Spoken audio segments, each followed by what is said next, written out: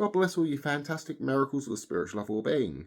Bishop Nathan Wilson here of the Gnostic Union and of Spiritual Love Well-being welcome you where you have a spiritual love well-being. Today another serious discussion, the medieval church and sexuality. As the medieval church was certainly not just about candles, prayers and songs and choirs, and the worst of it certainly wasn't just crusades and inquisitions, as the church was a way of life in medieval times and in many cases and examples a controlled way of life.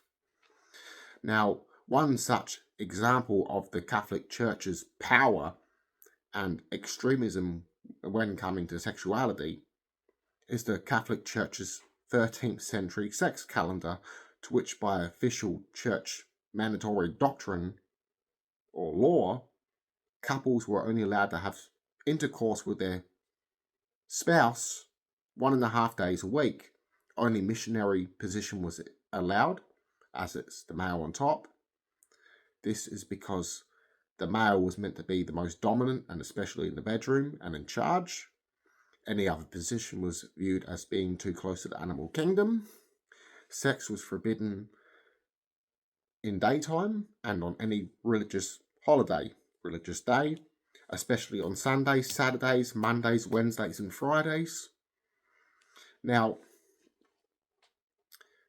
neighbours, friends and family, the children of the said couples were expected to report on their parents, their neighbours, their community to a priest of any couples practicing intercourse during a religious holiday or during times they weren't meant to be practicing it, especially on non-married couples that could face flogging, imprisonment and death.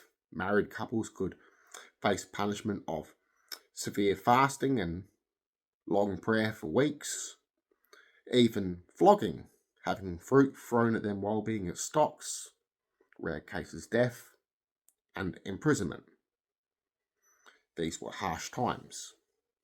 Now, it was also believed and enforced by the church, medieval church, that couples that practiced intercourse on holy days and days that they were forbidden from doing so could face eternal damnation in hell, purgatory, and be denied into heaven, as the church viewed sex as being sinful and even a necessary evil only to be done for the purpose of childbirth. Anything else was viewed as sinful and lustful.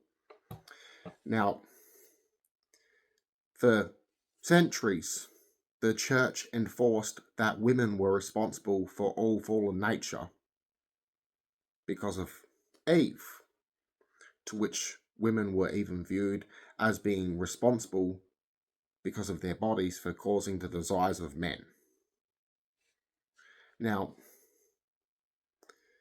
many people familiar with confession booths of the 16th century an invention, these booths were used by Catholic priests as interrogation chambers, to which they would basically interrogate couples on their inner thoughts, their sexual positions.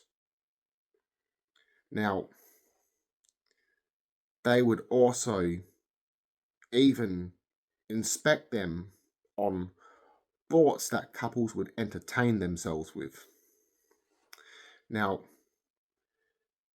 this could result in the couples being sentenced as punishment because of their desires for one another for weeks of fasting and prayer, and to strongly deny these thoughts in your own mind, as even to lightly filter them was seen as you secretly wanting them and sinful. Now, during this time, women had it the most harsh, as they were viewed as second-rate citizens. They were regarded as being less than men. Some parents even left children that were unwanted because they were born female. Now, women were viewed as being inherently sinful because of Eve, and the object causing male desires. Their bodies were also viewed as being sinful, and even women's beauty because of demons, for instance, which is very superstitious and pretty bad. Now, The church even believed that women entertaining their own thoughts was inherently sinful, and they warned women against this, and they were expected to shut down their own thoughts as well as submit to their husbands, to male figures of their life, and the church. Now, the reason why missionary position was enforced was due to the belief that Adam took this position and Eve was submitting to her husband, as women were meant to submit. Now, it was believed by some church priest at the time, or Catholic priest, even some Orthodox, even some Jews of the time, that Lilith, being Adam's first wife, rebelled against Adam and refused to take this position in missionary, and demanded that she be on top instead of Adam, and that she rebelled against Adam, her husband, and rebelled against God. So women were viewed as being rebellious if they rejected this position, and the husband could also take his wife whenever he wanted. Women had little rights. So this is why I state that women had it the most harsh during these times. Now, even your sexuality was controlled. It was inherently sinful to be attracted to the same sex as yourself. In the church's eyes, this was sinful and evil, and the said person could be killed for this, as these times were harsh, very much controlled, to control their population. So, thank you for joining me on this serious, dark discussion. Thank you for bearing with me. Leave your thoughts in the comment section and leave a like on the video.